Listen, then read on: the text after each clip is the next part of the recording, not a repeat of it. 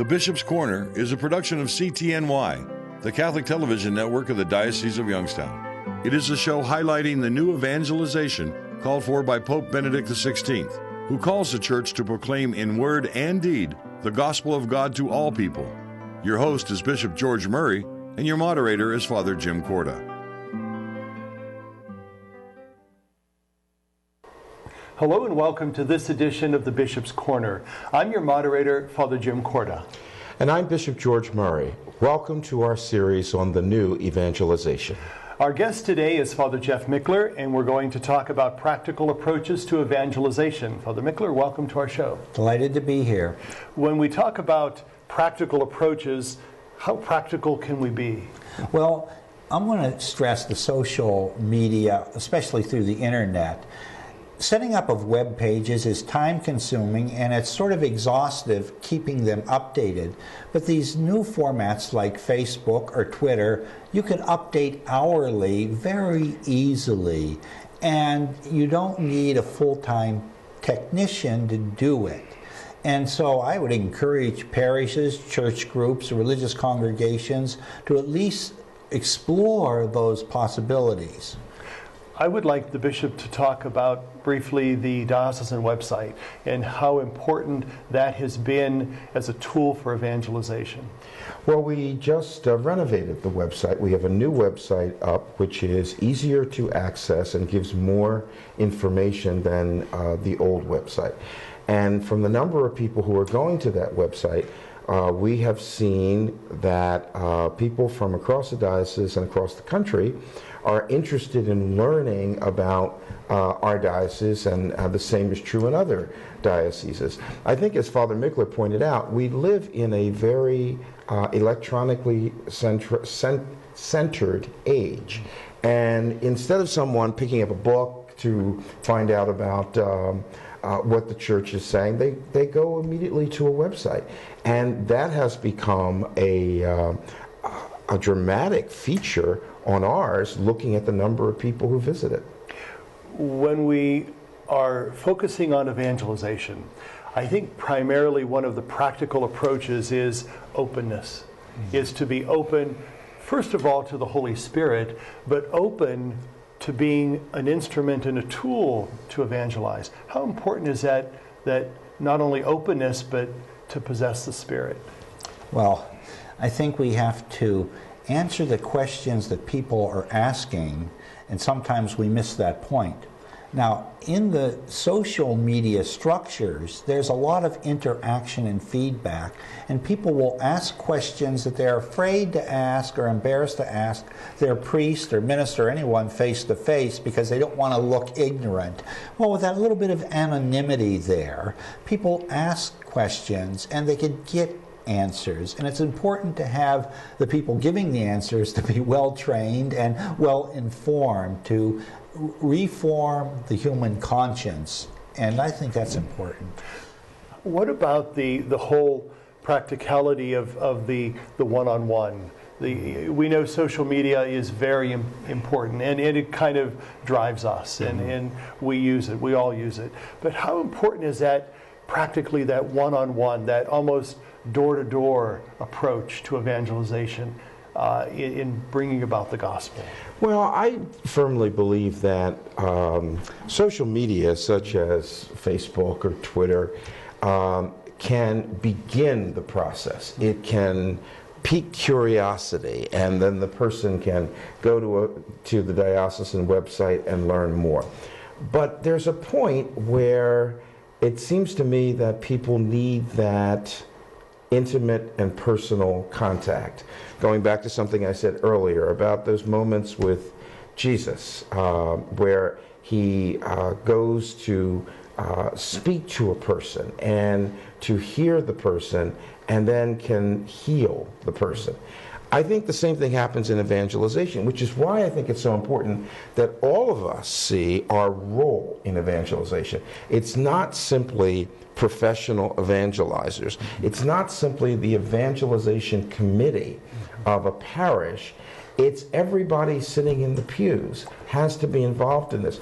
Are they going to go out and go door to door? Many are not, but they can welcome a stranger who comes in to their church, and they can be unafraid to talk about their faith, even though they don't know every detail. They should not be unafraid. They should not be afraid to talk about what they believe. I think one area of evangelization when we talk about practicality is that whole sense of community. Is that we are part of a community. Even if I don't want to be part of your community, I'm part of it whether I like it or not. And so how can I bring people into my community to be better evangelizers and be better spokespersons of the gospel? I think the whole notion of the social media is also tied in with, say, the diocesan television station that we're on right now. When people are cruising by, they say, oh, that's what the Bishop of Youngstown looks like. Oh, he has something interesting to say. And this begins to be the bait to bring them back in. And they may only watch for 5 seconds or 5 minutes, but it starts the process, as the bishop said. And eventually they begin to have a hunger in them that they want to learn a little more. And that's where the parish structure comes in. That's when the Spirit of God really can form and reform them and give them new life. And how important is it for us to be people who kind of search out the truth? You know, we're always people that are kind of hopefully reaching beyond ourselves, reaching to God. And how crucial that is in discovering not only who God is for us, but who we are as a person of God. And how important is that in that practical approach of evangelization?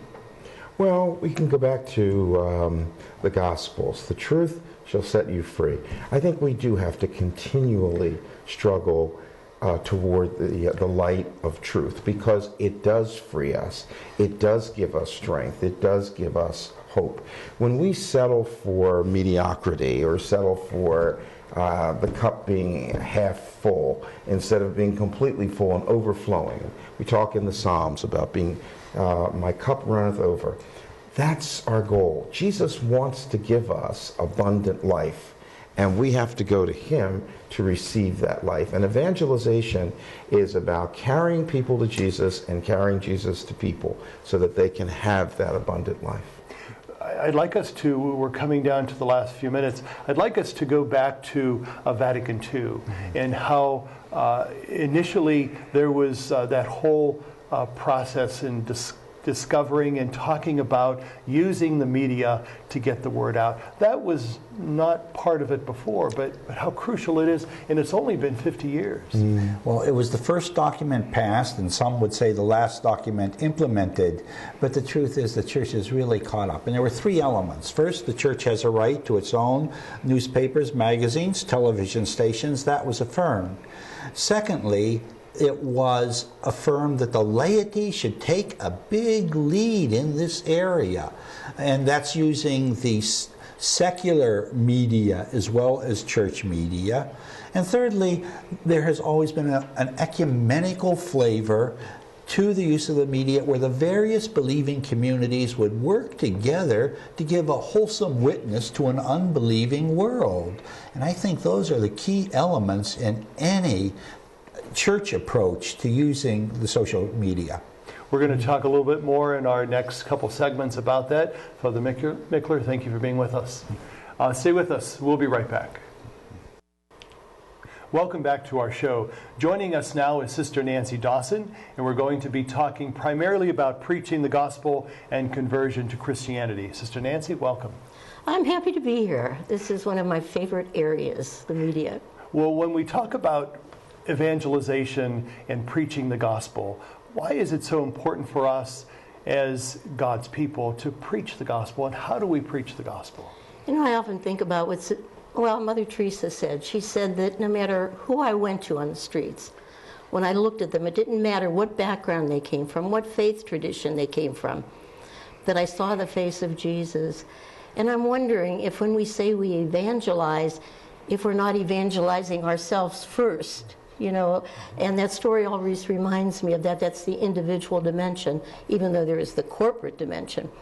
I know that Paul VI, in his casket, he had the gospel sitting there, and he was one of the first missionaries, in the sense, to visit all of the continents, so many of them. And I think we can do that too, because we have what Marshall McLuhan calls implosion, where the whole world can come to us, and it's how we react to that world. I teach world religions, and we see about 8 different faith traditions from all over the world. And they all have certain characteristics, almost inevitably. They have stories to be told. They have a mode of ethics, or that they can follow. They have ritual. They have arts. They have artifacts. And I think in sharing those stories, this is what I try to teach the students, that when we share these stories in a respectful, human, listening way, it's a way that we can move into a deeper dialogue, which is the key to evangelization all the ways across the board, I believe. I'd like us to talk about that word conversion. You had mentioned that. And how crucial is it for us first to be converted, to be changed, before we actually become evangelizers ourselves? Well, I think that we sometimes forget that evangelization is an ongoing process. It is not something that happens once and for all, like you learn how to ride a bike, you know how to do it for the rest of your life. We are continually being evangelized. We are continually being converted. We are called, and we should be called each Sunday in the gospel, to move more deeply into the experience of our faith through the preaching of the word and the hearing of the word, and then the reception of the sacraments. That is a lifetime process. So we are continually converted. We continually go through metanoia, and then we invite others. And I always worry that some people think, I can't be good at evangelization. I can't invite other people into the faith until I've got the faith organized in myself. And it's never going to be completely settled in ourselves, because Jesus is always calling us deeper. He's always calling us on. And what we're doing is inviting people to walk on the journey with us. It's kind of the story of the mustard seed, Yes. that it's in process. And it's not just individual, but it's in process with a group. I wonder sometimes about the enthusiasm about the gospel. I find that the more you study the scripture, for example, you get all those faces of Jesus. When we look at the Gospel of Mark, for example, the human Jesus, Luke, the Jesus who cares about women and their issues. The Gospel of John, that divine face of Jesus about creation, the whole cosmic dimension. Or in Matthew, the teacher. And that's why I think teaching is such a marvelous means of evangelization. And that conversion, I always talk to the students about conversion as those awesome moments in our life when you hear something, or you see something, or you experience something, and you go, oh, wow. And that's the first paper they write in my class in world religions. When did you have an experience? Positive, negative. And I sometimes think it's only through personal suffering sometimes that conversion grows a little more rapidly in our lives. How often would you see someone having those experiences? Sometimes we're not as blessed, but there are some people that have those aha moments all the time. Sometimes maybe just once in a lifetime, but how important is that, to really have that time where it all makes sense? Well, I think we have to be open to those experiences. Sometimes some of the great saints talk about having a particular moment in their life which changed everything for them. And great writers will also discuss that in some of their stories or in a biography. But I remember the African-American writer James Baldwin talked about how we have to be ready for those moments, because those moments come more often, I believe, than we think they do. I think in his book, The Fire Next Time, Yes. he goes out to the streets and actually meets the people and experiences that. But don't you think that evangelization is enabling people to name those experiences in the light of the Christian message? And I think that's where theology comes in, that you help them to name that suffering and that death in their own life, their death to aging, to good health, to all of those things that they experience, and to name it in the light of the resurrection or the ascension, grieving. He's going. Jesus rose from the dead, but he's going back to his Father. And if we can help them to name those, that is what we're doing. We are evangelizing. And it makes sense of their awesome moments, I think. And I think the wonderful thing about Christian evangelization is that we have an opportunity to lift up those moments in life. You know, we do that sacramentally as a church. We do that as family. We do that in so many aspects of our life. And how blessed we are as Christians to be able to lift those moments up and to know that they are part of our life and that it's an ongoing process. It's not something that's stopped at one point, but it's to the day we die. And it is a lifting up in hope. It's not a lifting up in despair, as if there is no second chance or there is no new horizon. As Christians, we are always looking to something more. And that more is always Jesus Christ, who carries us beyond. I often think about the Blessed Trinity and how Jesus at one point said, I have much more to tell you. Yes. You know, there's so much more that we need to learn. Today's gospel. Exactly. Yes. Mm-hmm. And speaking of that model of the Trinity in teaching, that's what we try to say, that this is a group, individuals who can live in community, in peace, in hope, and leave us with that wonderful concept that the future is now. Yes. And that Christ is present in all of those moments. I think in this new evangelization process, one of the tools that I think is so beautiful is that one on awakening faith, where you go back to those that perhaps have not been as active as they would like to be. But it gives you the tools for doing that. I see one of the parishes is doing it now. And they have the tools, they have the prayers. So sometimes you say, I can't do that. But if you have the tool that will help people to go back and name their baptism and their confirmation and how that happened, I think that tool will be a wonderful thing for our future. Yes. We're going to take a break and we'll continue our discussion. Stay with us. We'll be back in a moment. I am Maryknoll. Je suis Maryknoll. I am Maryknoll. I believe that we are all connected to each other, and that it is the gift of compassion that unites us and makes us one. It doesn't matter what language, culture, or tradition we come from. We can share compassion wherever we are. Maryknoll, an American Catholic organization of priests and brothers, has been reaching out to those in need for nearly 100 years in 26 countries throughout the world. Maryknoll dedicates 86 cents of every dollar donated to their programs, and with your help, they can do more. Missioners, workers, volunteers, supporters, we are all Maryknoll. I am Maryknoll. Yo soy Maryknoll. I'm Father Mike, and I am Maryknoll. I am Maryknoll. I am Maryknoll. I am Maryknoll. I am Maryknoll. I am Maryknoll. I am Maryknoll. Welcome back to our show. We're talking now about ongoing efforts to promote the new evangelization. Prior to taking the break, we were talking, Sister Nancy, about some of the things that we celebrate. If you can continue that discussion. Well, Susan, what I want to say about the media is that Susan Wolf has been doing a lot of workshops on the social media, and I was struck by what she said, that if we're going to do it, which we have always done in the church, that we have to see it as a ministry, that often we don't articulate it as a ministry, and that takes some preparation, some reflection, contemplation, and that in the simplest question that might be asked, that it's just the beginning of the seed that we talked about, the mustard seed, that will lead to a deeper dialogue. And that in using the media, if we look at it as the evangelization, one of the evangelization tools, that in using that tool, we do bring the spirit of hope, and that we do bring a spirit of peace and justice into that ministry.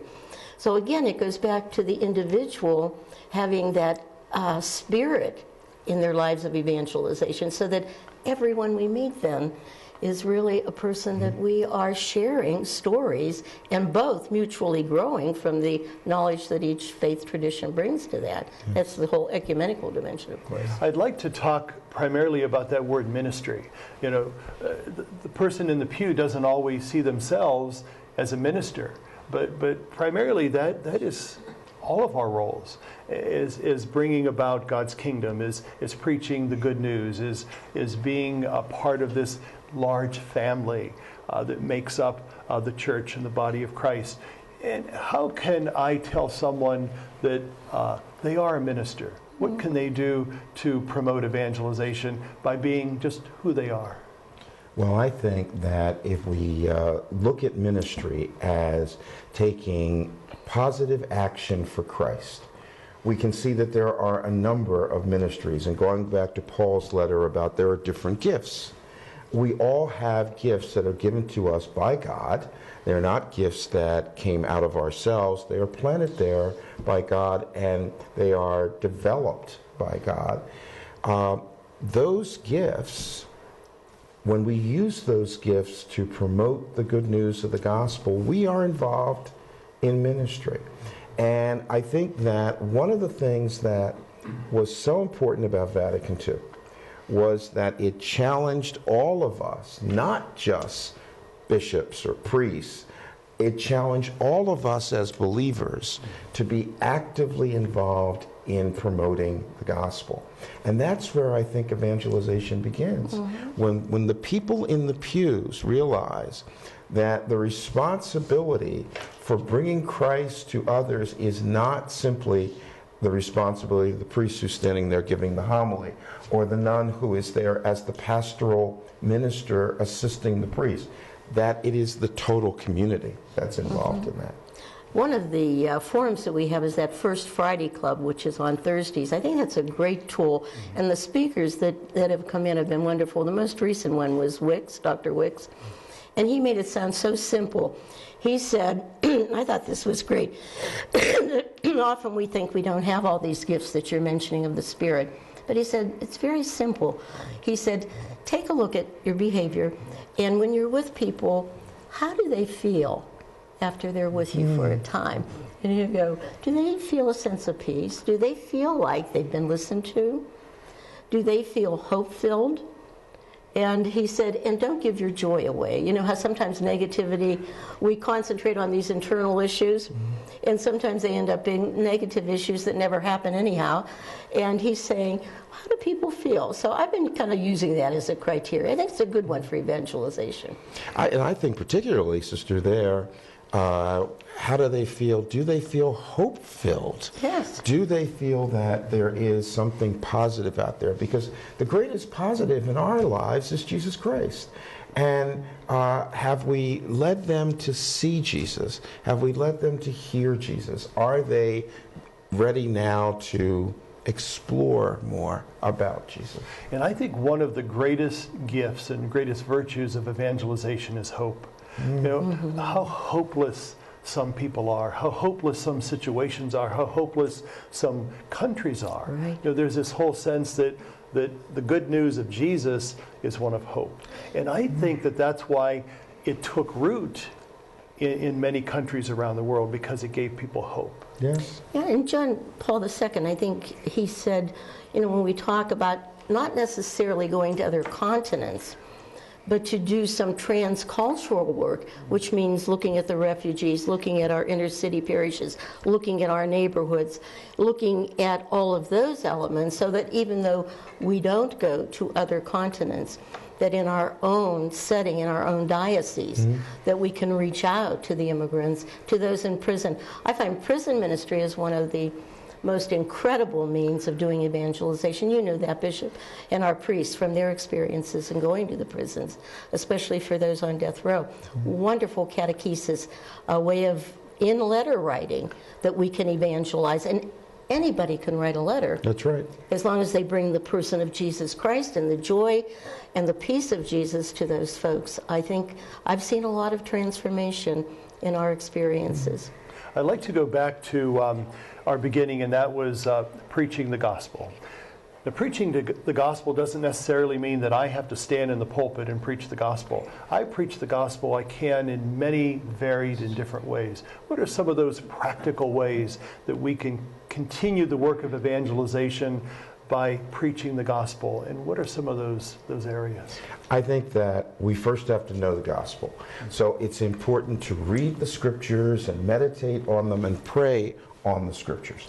Then I think it's important for us to find very practical ways where the values and ideals that we find in the gospel we can live. I think parents have a wonderful opportunity to teach their children, for example, the importance of caring about those who are less fortunate. I think parents can teach their children how to overcome adversity by showing them in their day-to-day experience that if something goes wrong, it's not the end of the world. God loves us, and God will always bring us through. He will never abandon us. For parents to talk to their children about that, for parents to live that way, I think is a way that they help to evangelize their own children. And then we talked in another session about parishes. Parishes can do the same. The more they work on being vibrant parishes, where there are good liturgies and where there is life that's pointed towards the future, I think the stronger the parish is. In the Buddhist tradition, they talk about mindfulness, the Eightfold Path. The Hindus use the methods of meditation. I think one of the best things we can do is to enable people to take 10 minutes, 20 minutes a day in mindfulness, in just silence. It'll change their lives. It changes your lives. You're right. Well, thank you, Sister Nancy, for being with us on our show for New Evangelization. Wonderful company here. And thank you for being with us. Have a good day, and God be with you.